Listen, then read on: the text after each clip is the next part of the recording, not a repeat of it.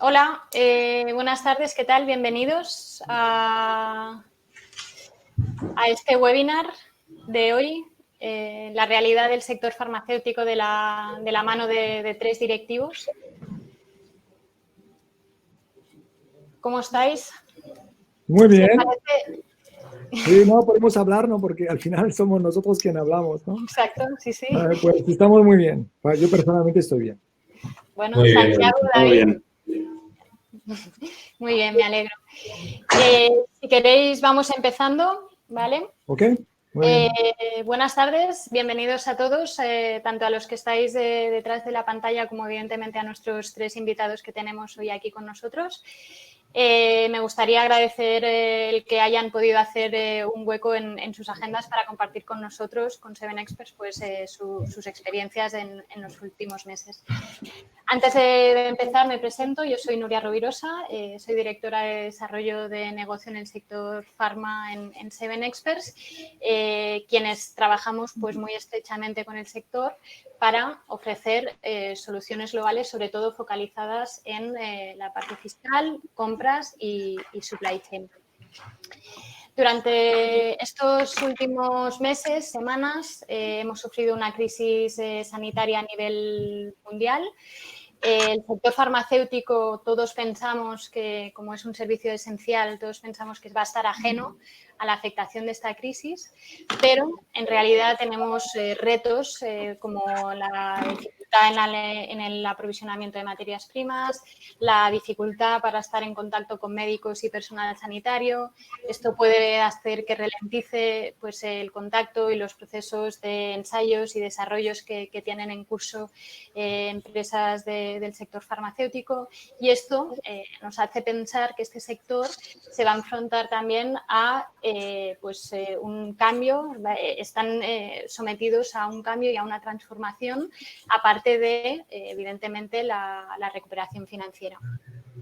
De ahí que hayamos querido compartir con David, con Santiago y con Jan esta tarde unos minutos para que nos compartan pues, sus experiencias.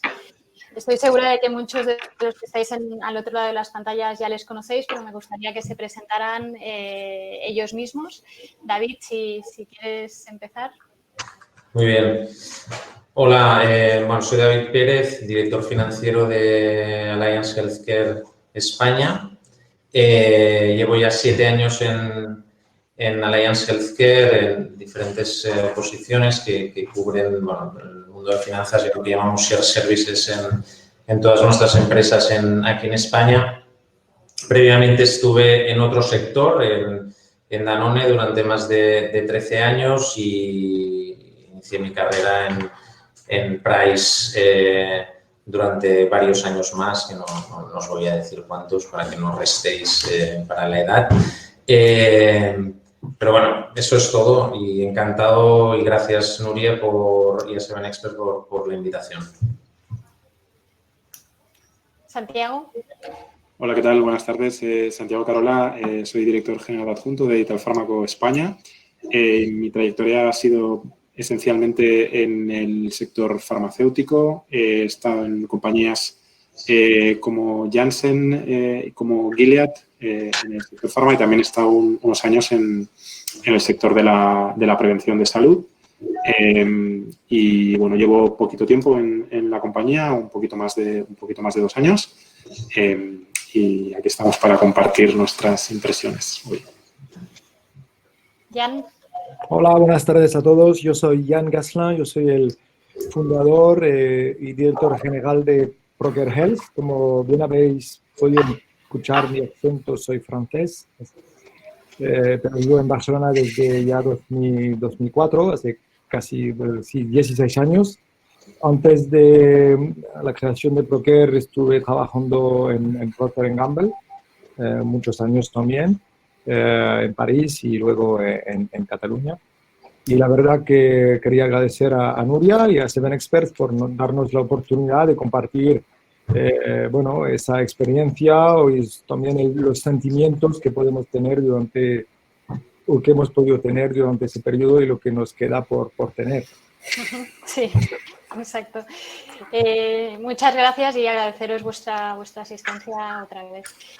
Empezamos 2020. Todos tenéis vuestro business plan, vuestras inversiones, vuestros planes de crecimiento, vuestros planes de eficiencia, seguro, pero nos aparece el coronavirus.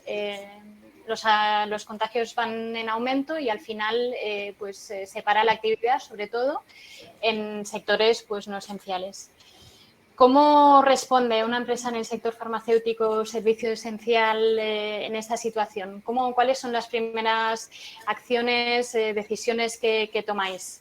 Santiago, si quieres empezar.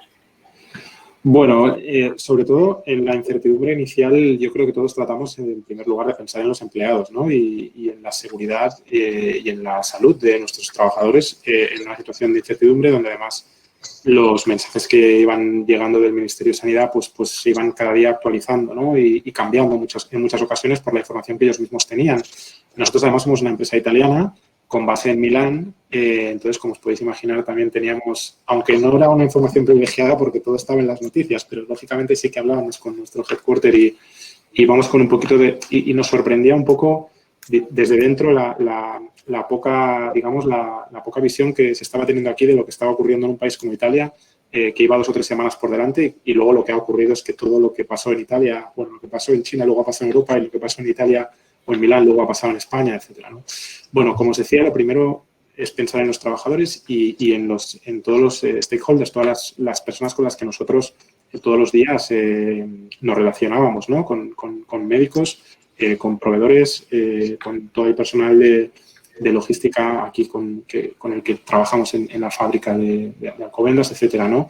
Eso fue lo primero, eso lo hacíamos en base a lo que nos decía el Ministerio de Sanidad y lo segundo ya era sobre todo pensar en que al final somos una compañía farmacéutica que fabrica y distribuye medicamentos que ayudan a las personas en su salud, ¿no? Y con lo cual el primer objetivo ya más concreto era asegurar que la producción que nosotros hacemos en nuestras instalaciones de Alcobendas no solo que se mantenía, sino que se aseguraba el stock para lo que pudiese ocurrir, cuidando mucho que la producción en ningún momento se pudiese ver afectada por algún caso que pudiésemos tener, que luego, por suerte, no hemos tenido ninguno, asegurando que los turnos funcionaban bien, que teníamos las personas clave repartidas en los diferentes turnos de trabajo, etcétera, ¿no? Todo para asegurar que éramos capaces de producir con normalidad ante posibles que luego efectivamente ocurrieron grandes picos de demanda, ¿no? Y lo mismo con nuestros proveedores y con las materias primas que traíamos, especialmente muchas de ellas de Asia, ¿no? Y la última parte es la que tenía que ver con el negocio. Al final, nosotros cada día que avanzaba tampoco sabíamos muy bien si eso iba a durar un mes, si iba a durar 2 o si iba a durar... Al principio pensamos que iba a ser un mes, luego 2, luego 3, ¿no? Y lo que hemos tratado siempre es de con las premisas anteriores, dar la máxima continuidad al negocio. Tenemos que la responsabilidad sobre el trabajo de muchas personas en España, casi 1000 personas en el grupo de fármaco, y tenemos que mantener sus puestos de trabajo. Y para eso tenemos que asegurarnos, o nos hemos tenido que asegurar y nos hemos asegurado de que nuestro negocio es sostenible, de que somos capaces de soportar las tensiones que pueda tener esta situación. Y toda toma de decisiones ha ido también en línea de mantener nuestro negocio para asegurar, lógicamente, los puestos de trabajo. Y para mantener nuestro negocio hemos tenido que convertirnos en teletrabajadores de un día para otro. Hemos tenido que asegurar muchísimos avances a nivel tecnológico que teníamos o medio implementados o que estábamos implementando o cosas completamente nuevas. Y yo creo que todas esas decisiones... nosotros estamos contentos con cómo, dentro de la situación, con cómo estamos siendo capaces de llevarlo y cómo está siendo capaz la compañía de seguir adelante en la fabricación, en la distribución y también en el trato o en la sostenibilidad de nuestros puestos de los puestos de trabajo de los empleados. Uh-huh. Gracias. David. Bueno, yo creo que es curioso porque la experiencia en algunos de los temas que estaba comentando Santiago son parecidos, ¿no? Nosotros, para añadir algo un poco diferente, pues uno de los temas que más nos preocupó al inicio fue el posible desabastecimiento que podríamos tener del producto ante la demanda de las primeras semanas que fue realmente muy, muy grande, con crecimientos enormes por parte de las farmacias. Estaban abasteciendo delante de la incertidumbre que podía venir, y yo creo que fue un momento un poco crítico para nosotros, sobre todo fue muy, muy crítico. Teníamos algo de experiencia también porque tenemos tanto en China como en Italia filiales nuestras de la empresa, y con ellos, sobre todo con los italianos, mantuvimos semanalmente conversaciones para entender bien qué es lo que estaba sucediendo allí y para ver a qué nos podíamos enfrentar. Y la verdad es que en algunos de los temas se repitió, y esto nos ayudó un poco, sobre todo a organizarnos para los turnos en los almacenes y para abastecernos de los tipos de productos que parecía que se iban a demandar o que estaban demandando a mayor nivel. Está claro también lo que decía Santiago, que lo primero era ver que nuestros empleados estuvieran a salvo, ¿no? Porque un momento también de un poco de pánico para entender cómo queríamos gestionar las oficinas, cómo queríamos gestionar los almacenes. Nos lanzamos en el teletrabajo inmediatamente. Además, curiosamente, una semana antes de todo lo que sucedió, estábamos haciendo un piloto de teletrabajo con un par de departamentos y nos lanzamos ya fuera del piloto con 100% de los departamentos, ¿no? La verdad es que se aprende mucho sobre la capacidad de reacción y de flexibilidad por parte de los equipos cuando está en una situación de crisis, ¿no?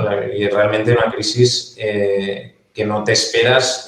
Yo estaba revisando los mapas de riesgos que teníamos dentro de la compañía, de los posibles problemas que podían acontecer, y en ningún caso teníamos este riesgo.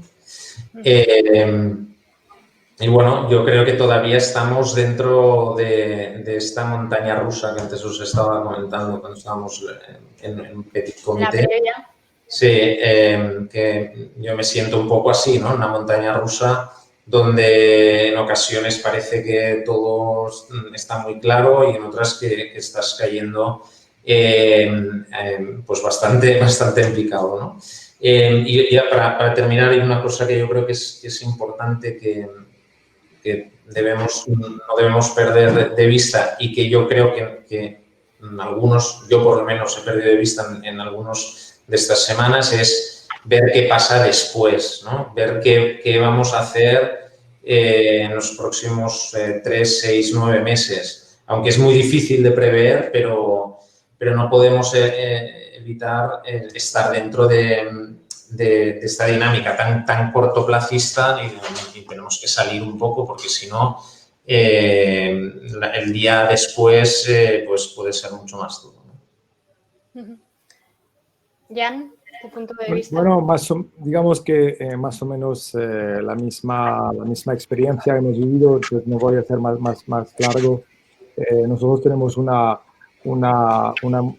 dos filiales, una en Francia, una en Portugal, y obviamente tuvimos que gestionar también con tiempos un poco distintos, y tuvimos que gestionar primero la seguridad de nuestros empleados, ¿no? La mayoría de ellos están en la calle, están en el contacto directo y cotidiano con los médicos, con los centros hospitalarios y de CAP, ¿no? de centro de atención primaria. Y obviamente, entre no molestar al personal y también proteger a nuestros empleados, muy rápidamente tuvimos que tomar la decisión de sacarles de la calle y al principio ponerle en modo teletrabajo, que obviamente siendo delegado es muy complicado. Pero bueno, hemos aguantado y obviamente a nivel España, Portugal y Francia tuvimos que que afrontar la situación económica, que para nosotros es más bien un reto porque somos una empresa más joven y de recién creación, y que obviamente aquí los apoyos del sistema de ERTE aquí en Francia o en Portugal o también de la flexibilidad de los bancos, pues nos ha ayudado bastante a digamos, visionar un poco el corto plazo primero, con esos cambios cada día de hipótesis, ¿no? Y también el medio y largo plazo para afrontar esa realidad, ¿no? del corte de negocio. Pero primero ha sido la seguridad y luego también el tema de asegurarnos que la cadena de supply, ¿no? De suministro de nuestros productos, pues podía funcionar. Hemos tenido la suerte de tener casi la totalidad de nuestra fabricación la tenemos en España y por suerte en Valencia, y la verdad que no hemos tenido discontinuidad y que se ha podido seguir fabricando de manera correcta para suplir el mercado. Tres realidades parecidas, pero sí. con su punto en cada una, ¿no? Todas las compañías en el sector han tenido que intentar gestionar estas prioridades, ¿no? Se encuentran ahora intentando abastecer de medicamentos vitales a pacientes. Luego nos encontramos intentando desarrollar terapias y tratamientos para el COVID-19. Parece que los desarrollos se frenan por tener a equipos en casa y pacientes de difícil acceso. ¿Cómo creéis que va a afectar? Incluso hay empresas, ¿no? que están decidiendo retrasar los lanzamientos de medicamentos y frenar ensayos clínicos que tenían previstos lanzar. ¿Cómo creéis que va a afectar esto a la situación financiera de las empresas como vosotros? David, si quieres iniciar. Bueno, a ver, en nuestro caso, en España tenemos una empresa precisamente que gestiona ensayos clínicos internacionales, ¿no? Y vimos muy rápidamente el impacto en todos los proyectos que teníamos, porque se han pospuesto 4 o 5 grandes proyectos que bueno, tenemos planificados. Es verdad que ahora parece que todo está centrado en los grandes ensayos clínicos, estudios clínicos sobre el COVID-19 y el resto parece que esté un poco al margen, ¿no? De todas formas, yo estaba antes reflexionando sobre esto y la verdad es que en cierta medida soy optimista porque todo lo que ha sucedido ha puesto el healthcare en el centro de la conversación de todo el mundo. Entonces, está claro que los estados y las instituciones supranacionales van a presionar y van a seguir o van a intentar incrementar las inversiones en salud. No tengo duda en esto. Lo que pasa es que no sé en qué timings. Yo creo que la innovación y los estudios y los ensayos clínicos que estaban en marcha, estoy convencido de que van a seguir y que se van a incrementar. En este sentido soy optimista. Lo que pasa es que ahora que estamos en medio del túnel, pues no sé dónde está la luz, ¿no? Pero yo sobre este tema soy bastante optimista. No sé qué opináis vosotros, que seguramente estáis más metidos en vuestros campos, ¿no? Sí, Jan, tú nos decías, ¿no?, antes que habíais tenido que parar ciertos ensayos, lanzamientos. Pues sí, nosotros teníamos 5 estudios clínicos, 3 en marcha y 2 por lanzarse durante ese periodo, con toda esa aprobación del comité ético y cuando uno trabaja estudio clínico es una complejidad importante, el timing, las autorizaciones para poder empezar.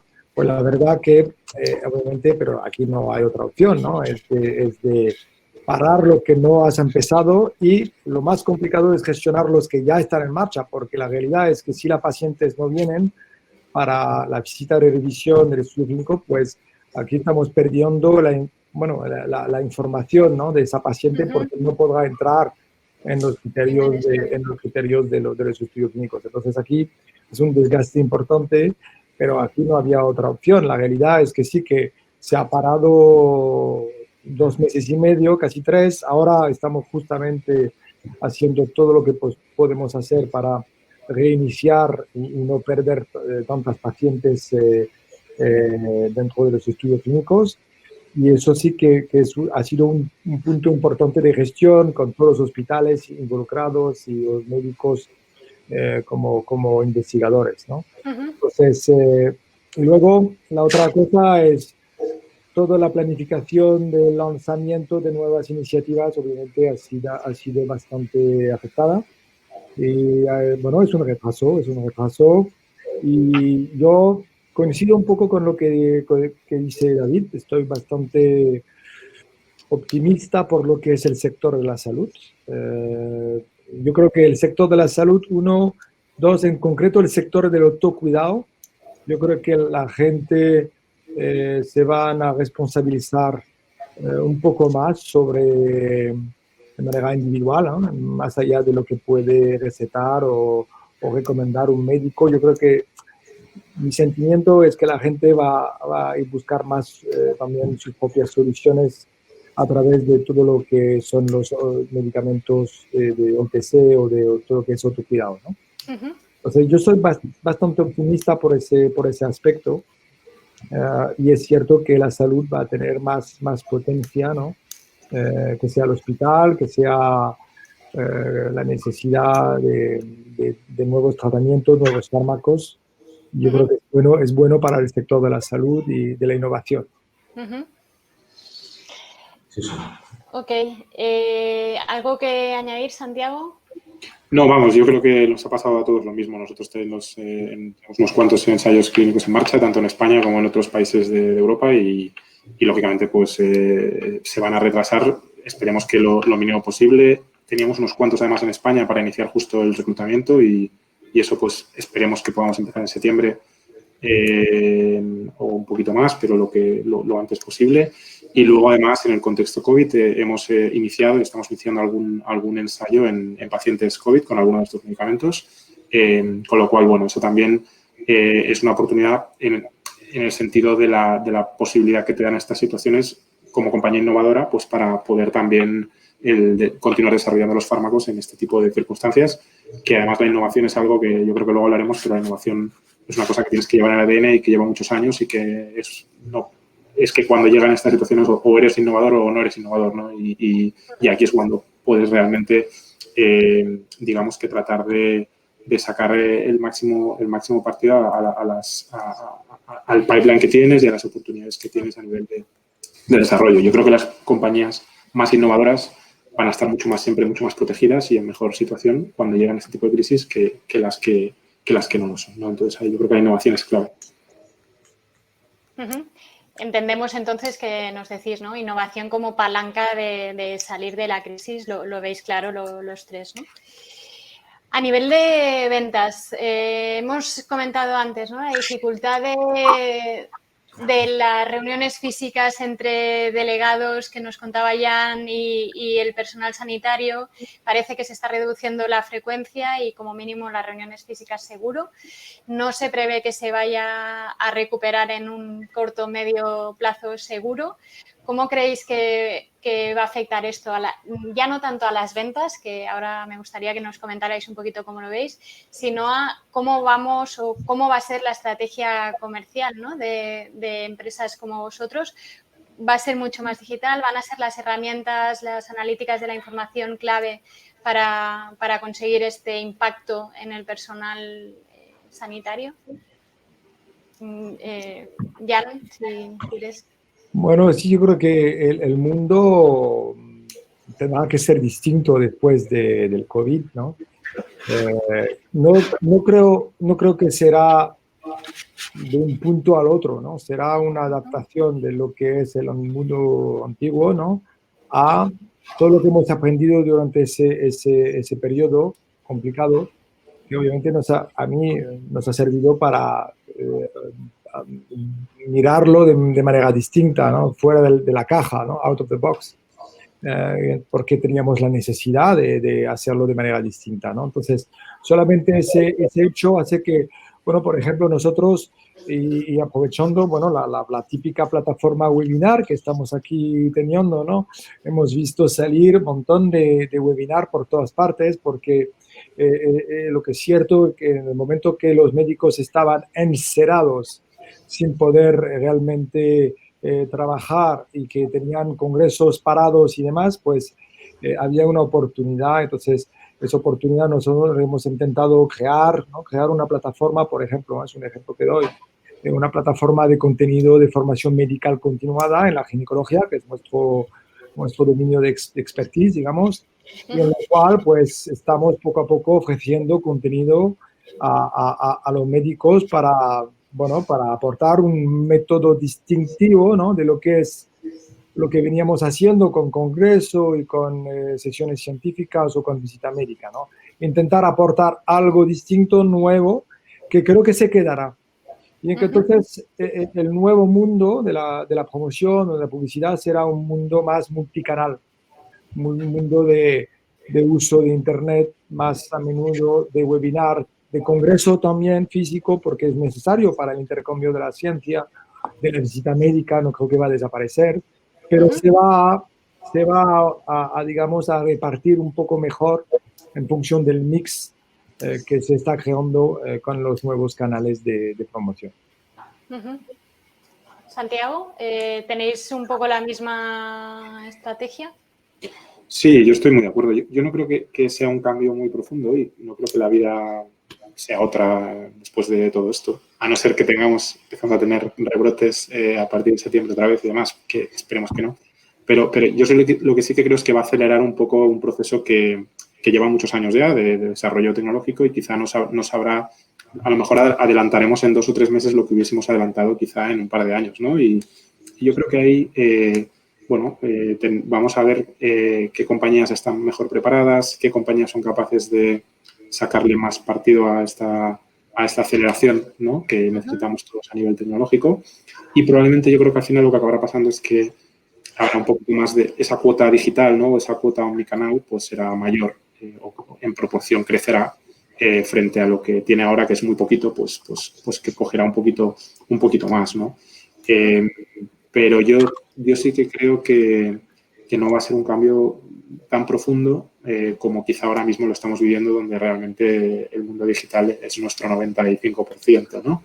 Entonces, bueno, yo creo que volveremos a lo anterior, pero quizá con un poquito más de cuota digital. Y el que lo sepa aprovechar bien, pues seguramente será mucho más eficiente y llegará más a sus clientes o a sus médicos o al consumidor, ¿no? Sí, yo solo para añadir una cosa, pero yo estoy de acuerdo, nos va a ayudar un poco a racionalizar algunas de las relaciones que teníamos, ¿no? En nuestro caso, pues las visitas con las farmacias, incluso en lugares pues que están pues, a unas distancias bastante grandes de centros urbanos, etcétera, pues a lo mejor podemos mantener una relación incluso mucho más activa con este tipo de clientes, con plataformas más virtuales. Y es algo que realmente, por lo menos nosotros, no teníamos en nuestra agenda en cuanto a la relación con nuestra farmacia desde nuestro equipo comercial. Tenemos una relación online para toma de pedidos o incluso para algún tipo de comunicaciones, pero no en cuanto a la relación del equipo comercial con la farmacia, y esto nos ha ayudado a dar este salto y a sobre todo racionalizar algunas de las acciones que hacíamos en el pasado por hacerlo desde siempre, por ser tradicional en el sector, digamos, pero que sin duda podemos dar mejor servicio aún de forma virtual, sobre todo en algunos casos, ¿no? Interesante punto el del acceso a la farmacia. Si nos ponemos en la parte operativa, antes Jan comentaba, no han tenido problemas de abastecimiento porque tenemos los puntos de abastecimiento en Europa. En cambio, Santiago nos comentaba que tienen puntos de aprovisionamiento principalmente en Asia y que sí ha habido una dificultad aquí por la parte sobre todo de operaciones. ¿Cómo prevéis que... ¿Cómo veis que ha afectado esto a la cadena de suministro? ¿Cómo lo hemos solucionado y cómo van a cambiar? ¿Cómo van a ser las cadenas de suministro a nivel futuro? Santiago. Bueno, en cuanto a... Yo quizá pensando más en nuestra actividad aquí productiva, ¿no? Al final, nosotros tenemos la dependencia al 100% básicamente en China y en India, ¿no? En muchos, sobre todo en muchos APIs y demás. Eso no va a cambiar porque Europa no va a volver a producir como producía hace 20 o 30 años. Es decir, Europa al final se ha decidido un modelo de digamos, por muchísimas razones, en las que en Europa se ha dejado de producir mucho, en muchas industrias. En la nuestra, pero en muchísimas otras, donde se ha abandonado, se ha desmantelado la industria en Europa. Entonces, nosotros dependemos de Asia para muchas industrias y en muchos elementos que son claves para producir muchísimas cosas, ¿no? Entonces, eso no creo que cambie porque no vamos a empezar a producir ahora. Lo que sí que seguramente va a ocurrir es que vamos a tratar de gestionar mejor esa relación con esos fabricantes. Seguramente vamos a tratar de protegernos más. Seguramente allí es posible que aparezcan más alternativas.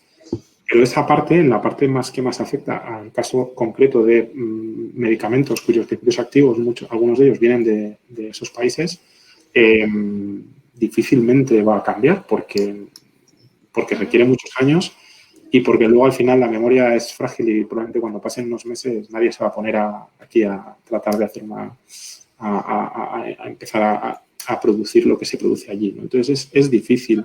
Lo que sí que sería importante yo creo es el manejo de estos proveedores y el control de ese proceso, pero en esa parte en concreto yo lo veo difícil. Yo estoy de acuerdo. Continuista. Yo sí, creo... decíamos... sí, ¿no? Perdón. No, perdón. No. Simplemente estoy de acuerdo y es verdad que incluso yo creo que ha habido un momento, por lo menos nosotros hemos vivido un momento de pánico cuando se hablaba de que se cerraba India y ha habido bastante rumores de que puede haber desabastecimiento. Creo que se ha gestionado bastante bien, no ha habido grandes problemas, pero yo no veo un cambio de modelo, por lo menos ni siquiera a medio plazo. Sería un cambio estructural y yo creo que tenderemos a lo anterior en este sentido, ¿no? Sobre todo en los grandes productos, ¿eh? Luego otro tema son cosas más accesorias, como ha habido un gran... también pánico con el tema de las mascarillas y cosas de este tipo, que nosotros por lo menos como distribuidores lo hemos vivido mucho, aunque sea algo menor, pero para el paciente y para el consumidor habitual es algo importante. Yo creo que ahí sí que quizá tácticamente es posible que haya cambios, que también lo dudo, pero en los temas, los APIs no lo veo yo tampoco. Jan, vosotros seguro que tenéis un modelo continuista, ¿no? Sí, no, a ver, es complicado porque es cierto que nosotros estamos un poco menos afectados por los medicamentos y los API como puede ser afectado Allianz o por suministro de medicamentos o Italfármaco, ¿no? Imagino. Nosotros estamos en un ámbito que de momento, hasta con los ingredientes base, pues conseguimos. Y de hecho ha sido una estrategia desde la base, ¿no? De no depender ni de China ni de India, intentar, no es por un posicionamiento propio de la empresa, de intentar fabricar Europa y cuando podemos España, porque pensamos que aportamos más allá desde continuidad de aprovisionamiento, también aportamos algo a la sociedad. Obviamente, el punto detrás de eso es que los precios no tienen nada que ver tampoco, o sea que no pretendemos tener los fármacos o los productos más baratos del mercado. Y yo creo que también es lo que la sociedad tiene que pensar, ¿no? Y aquí hablamos también de los genéricos y todo eso, ¿no? Pero la realidad es que si queremos manejar un poco mejor ese tipo de situación y conseguir un poco mejor tener independencia de las cosas esenciales como pueden ser los medicamentos, yo creo que Europa se va a movilizar para que cambie algo. Timing no lo sé, efectivamente. No sé si será a corto o medio plazo, pero yo creo que espero, además lo espero como ciudadano, ¿no? Espero que haya un cambio en este aspecto y que aceptemos de pagar lo que cuesta realmente fabricar en Europa y no esperar de tenerlo fabricado al otro lado del mundo, ¿no? Bueno, es mi punto de vista, ¿vale? Es un poco, no sé si es real, no sé si es un deseo, si se puede convertir en una realidad, pero es lo que estoy intentando yo. Nosotros intentamos favorecer como podamos la fabricación local. Y en cuanto hemos hablado también al principio, ¿no? Que hemos tenido problemas, David nos comentaba, problemas de roturas de stock, luego sobre abastecimiento, sobre stock para sobre todo focalizarnos en servir al consumidor final, a farmacias y hospitales. Sí que vemos una tendencia en que se convierta al paciente en el centro de la cadena de suministro. Evidentemente estamos evolucionando mucho en aplicaciones digitales, en la telemedicina. David, ¿cómo afecta todo esto a la distribución a farmacia? ¿Cómo se visualiza el modelo a futuro? Bueno, a ver, desafortunadamente nuestro sector es un poco lento y tradicional. Yo os he comentado antes que llevo 7 años aquí y la verdad es que lo que yo pensaba que iba a suceder no ha sucedido. O sea que todo lo que os diga ahora quizá no vaya a suceder tampoco, ¿no? Pero es verdad que lo que nos ha permitido pues esta situación con el COVID-19 es que hemos podido visualizar algo diferente muy rápidamente. Y en nuestro caso, por ejemplo, cuando hablas de distribución y estás yendo de 4 a 6 veces a una farmacia cada día y vemos pues hacia dónde está yendo el mundo, pues parece poco racional, ¿no? Entonces, ahí la tecnología nos tiene que ayudar a poder racionalizar esta cadena de suministro. De hecho, nosotros estamos preparados y ya hace un tiempo, y no ahora debido a esta crisis, sino hace un tiempo estamos preparados para llegar a gestionar el stock de una farmacia en base a la demanda o al sell-out y no tanto al push que haya desde el sector, ¿no? Pero esto es algo que algunos de los actores, algunos de los farmacéuticos, pues están dispuestos a actuar de esta manera, pero es un cambio pues muy radical de cómo se ha llevado durante muchísimos años la distribución y la gestión de los stocks. Pero yo, sin duda, yo creo que la tecnología nos ayuda, nos está ayudando y nos tiene que cambiar totalmente en el modelo de distribución que existe hoy. Lo que pasa es que, como os digo, creo que va a ser mucho más lento de lo que debería y lo que sería racional. Bien. Pasamos a un tema que yo sé que a Santiago le va a gustar. Hemos visto que durante estos meses más del 70% de los medicamentos que se han consumido principalmente tienen el genérico. Se habla de que de los laboratorios que producen genéricos pues, han ayudado a abastecer las necesidades de pacientes y hospitales, multiplicando por 10 la producción, etcétera, etcétera. Se habla también de la importancia de fomentar medidas que garanticen la participación de todas las empresas en la fabricación de estos genéricos y la eliminación de restricciones, la eliminación de subastas. ¿Cómo visualizas, Santiago, el modelo a futuro? ¿Cómo crees que va a verse modificado, que va a verse afectado por esta crisis? Bueno, empieza por el final. Las subastas lo que han demostrado es que generan desabastecimiento. Entonces, eso de hecho se ha visto en alguna comunidad autónoma y es un hecho. Entonces, yo creo que hay que ir con cuidado cuando se toman ciertas decisiones porque pensar muy en el corto plazo por un potencial ahorro que habría que ver exactamente si es ese o no, puede generar situaciones de poner en riesgo la salud de las personas, ¿no? Porque el desabastecimiento con según qué medicamentos pues puede generarlo. Y de hecho la prueba es, como tú decías, que efectivamente en un contexto actual, pues entre todos los medicamentos que hay en España, tanto marcas como genéricos, se ha podido cubrir la demanda, ¿no? Y eso es porque bueno, pues tenemos un sistema que permite ahora mismo que hacerlo así, ¿no?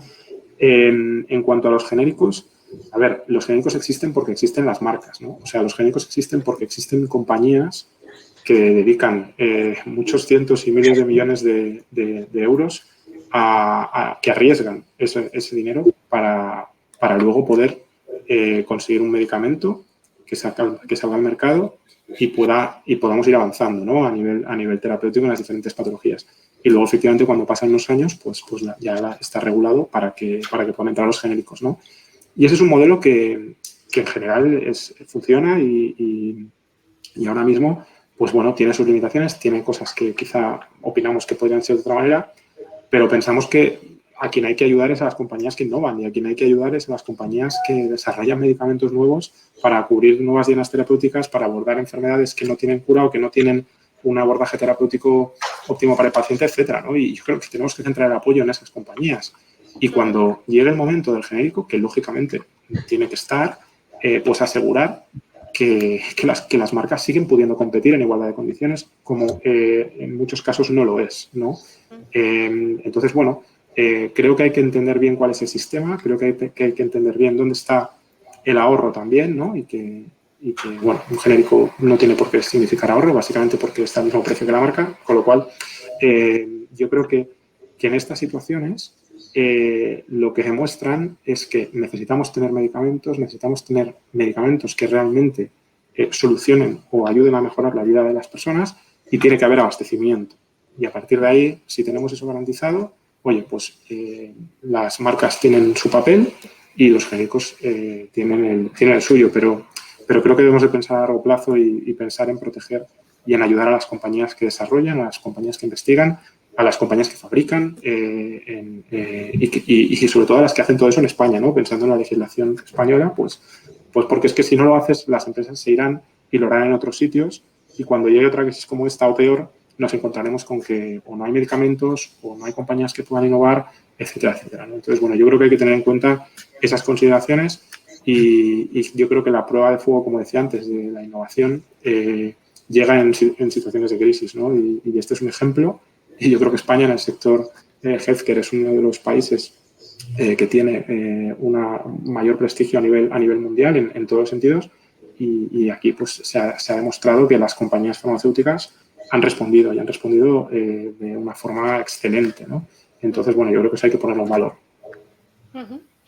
Hablando de inversión, esta pandemia ha tenido un efecto, hablábamos antes también, efectos distintos por sectores.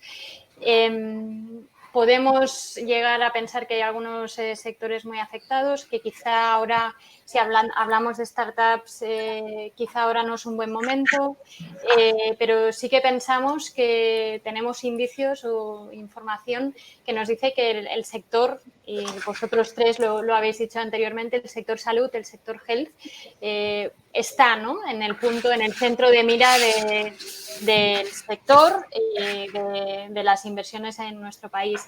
Jan, ¿cómo ves esta tendencia? ¿Cómo crees que será el futuro? ¿Será una oportunidad para startups, empresas jóvenes? ¿Va a haber inversores decididos a invertir en esta parte?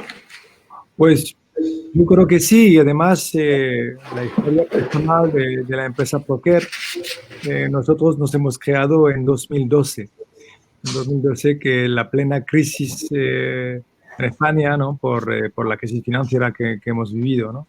Y me acuerdo la anécdota de ir al notario para crear la empresa y el notario diciéndome, ver un francés creando una empresa aquí en 2012 cuando yo estoy cerrando las empresas cada día, ¿qué está pasando, no? Bueno, me dio un poco de miedo, obviamente, ¿no? Pero la realidad es que las cosas nacen también durante las crisis, ¿no? Porque hay que reinventarse en esos momentos, ¿no? Y entonces hay una energía importante. Todo lo que hemos vivido nosotros seguramente nos ha servido a pensar en otras cosas, ¿no? En otras oportunidades. Y yo creo que, sobre todo en el sector de salud, porque ha sido una crisis sanitaria, nos está abriendo aquí, que sea en innovación de producto, que sea en innovación de la comunicación. Yo creo que a pesar de que es duro la crisis y que hubiéramos preferido obviamente, por todo el desgaste en salud y en economía que ha representado, hubiéramos preferido no vivirla, pero la realidad es que dentro de lo malo hay, creo, cosas positivas que saldrán de esa crisis, y el sector de la salud y las biotech y las startups, yo creo que va a ser un momento también importante para un desarrollo de esas empresas.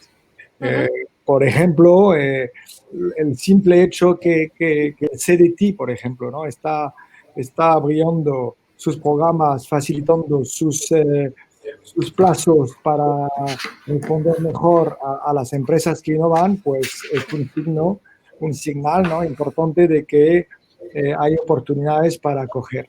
Y nosotros hemos, gracias a vuestro apoyo, de hecho, a 7 Experts, hemos podido ayer solicitar y presentar un dossier para CDT, que creo que si no hubiéramos tenido, pues, hay oportunidades detrás de la crisis que bueno, hay que ser ágil y saber cogerla, obviamente, y tener expertos que nos ayuden, como vosotros, pero la realidad es que yo creo que se abrirán oportunidades. Sí, sin duda. Y bueno, ahí estaremos para ayudar a que la innovación, ayudar a las empresas a que la innovación, bueno, os sea lo máximo de rentable posible, ¿no? Nos acercamos al final y para ello me gustaría volver al inicio, ¿no? Cuando hablábamos de la nueva realidad, de la transformación del sector, de los cambios. Habéis ido comentando un poquito cómo lo veis en ciertos aspectos que hemos ido cubriendo, pero a nivel global y si queréis muy resumido, ¿cómo definiríais, cómo os estáis preparando como compañía para afrontar este futuro y qué puntos de la estrategia pues, estáis definiendo, ¿no? Para el futuro? Si quieres empezar, David. Bueno, a ver, antes lo estábamos comentando todos, ¿no? El punto de la innovación aún tiene que estar más en el centro de la conversación. De hecho, nosotros hemos acelerado durante estas semanas una de las inversiones que teníamos previstas para desarrollar precisamente nuestra empresa de ensayos clínicos. No parecía el momento más adecuado, pero hemos pensado que sí lo es, porque queremos estar preparados para dentro de 9-12 meses tener un centro que sea puntero para este tipo de ensayos. Y para nosotros esto es el centro de lo que queremos hacer en los próximos años. El segundo punto, y es algo de lo que hemos hablado también varias veces ahora, pero nosotros llevamos años hablando, que es la digitalización de toda nuestra oferta a la farmacia. Yo creo que esto, lo que está sucediendo, nos obliga a dar una respuesta mucho más ágil, mucho más rápida, a desarrollar marketplace para que el farmacéutico pueda entrar de forma digital a comprar productos que quizá de forma habitual no puede acceder. Y luego, también lo he comentado antes, pero quizás es un tema que a mí me obsesiona un poco, y es racionalizar todo toda la gestión y optimizar la gestión de toda la supply chain dentro del mundo farmacéutico, sobre todo en la distribución farmacéutica y en la farmacia, ¿no? Ver más al consumidor y al paciente como el centro o el motor que mueve todo y menos a los otros actores, ¿no? El consumidor y el paciente es en el que tenemos que pensar y con el que tenemos que interactuar, incluso tenemos que conocer mejor, por lo menos en nuestro caso. Yo creo que estos tres áreas es donde nos vemos en los próximos meses y donde vamos a estar actuando. Santiago. Bueno, yo creo que no sé cuál será la nueva realidad. Yo de verdad no creo que sea tan diferente, pero sí que creo que deberemos de estar, o este tiempo nos habrá tenido que servir para correr un poquito más, sobre todo en el área tecnológica. Yo creo que ahí, sobre todo en lo que se refiere desde la parte más pura de tecnología, como el análisis de datos o software y demás, para poder tomar mejor las decisiones, etcétera. También pues para el contacto con los stakeholders, ¿no? En nuestro caso, sobre todo, pues pensando en la visita médica, pensando en la visita a las oficinas de farmacia, pues optimizar ese contacto, que yo no estoy convencido que no dejará de ser presencial también, pero tendremos que optimizar la parte no presencial, ¿no? Y eso es más complicado de lo que parece cuando te pones a hacerlo, y yo creo que prefiero más complicado hacerlo bien y hacerlo de forma eficiente y demás, ¿no? Entonces, yo creo que ahí sí que eso va a cambiar y nos va a hacer a todos quizá madurar un poquito más o ir un poquito más rápido en esa parte, ¿no? Y luego algo que también comentaba antes David, en la parte más de supply chain, en nuestro caso, sobre todo, el control de los stocks y las cadenas de suministro. Es decir, bueno, pues sobre todo una compañía como la nuestra, que tenemos pues un número importante de productos, de medicamentos, complementos de la dieta, productos sanitarios en España de muy diferente índole, pues tenemos que ser capaces de gestionar bien los stocks, de asegurar que podemos abastecer al mercado en este tipo de situaciones y gestionar bien finalmente los proveedores, sobre todo de materia prima en cuanto a nuestra parte de producción, que como decíamos antes, India y China pues son los mercados más críticos y que tendremos que trabajar mucho con ellos para asegurar que en este tipo de situaciones nos dan respuesta y podemos seguir produciendo como ha sido en esta ocasión. Jan. Bueno, y obviamente aquí creo que el cambio de lo que estamos haciendo con toda la multicanalidad, ¿no? De poder conseguir a acercarnos de nuestros clientes, que sean los farmacéuticos, que sean hablar con los médicos, obviamente se hará de manera distinta a partir de ahora, de manera más diversa, digamos, en todo lo que disponemos y todo lo que se ha trabajado durante ese periodo para poder potenciarlo. Dos, creo que la innovación, lo hemos hablado mucho, ¿eh? Pero la innovación, los estudios clínicos, las evidencias que podemos aportar a nuestros productos, bueno, pueden hacer que esos productos sean distintos de un típico genérico y ofrecer sobre todo a los pacientes y a los médicos un servicio adicional, un servicio mejor, ¿no? de salud. Entonces yo creo que sí seguirá y va a ser aún más importante en el futuro, dado la crisis sanitaria que acabamos de vivir. Y finalmente, yo creo que todos esos esfuerzos que hacemos para hacer que nuestros productos sean innovador, pues obviamente aquí tenemos una capacidad de poder venderlos afuera, ¿no? Y ser los propios, nosotros propios los proveedores del mundo, ¿no? Y a título de anécdota, nosotros durante ese periodo hemos firmado un contrato con China para vender nuestros productos a China con un distribuidor chino, y entonces quiere decir que la innovación puede superar obviamente todo tipo de situación como el balance del comercio español, ¿no? Y yo creo que eso es lo que tendremos que mejorar en el futuro, obviamente. Me quedo con 4 o 5 palabras. Tecnología, innovación, Y luego cadena de suministro y el paciente como el centro de nuestros negocios, ¿no? De nuestra gestión. Entonces, bueno, me gusta agradeceros el haber compartido con nosotros pues este tiempo. Espero que os haya también gustado participar y muchas gracias también a los asistentes que tenemos al otro lado de las pantallas. Muchas Gracias a ti. por vuestro tiempo y nos vemos pronto. Hablamos. Vale. Muy bien. Gracias. Chao, chao. Adiós a todos. Gracias. Hasta luego. Hasta luego.